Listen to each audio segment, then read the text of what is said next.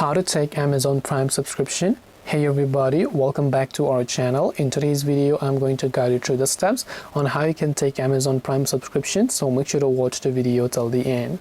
Now, taking Amazon Prime subscription is very simple. The easiest way to do it is I always recommend that is to open your browser and go to amazon.com/Amazon Prime. I repeat, amazon.com/Amazon Prime, and then just make sure that you're signed in to your account.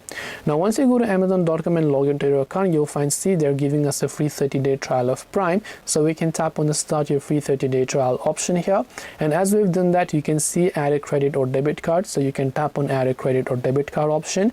Once you've done that, you just have to make sure to enter your card number, the expiration date and the year, the security code, the name on card, tap on add and continue. If your payment details are verified, you'd have successfully bought Amazon Prime.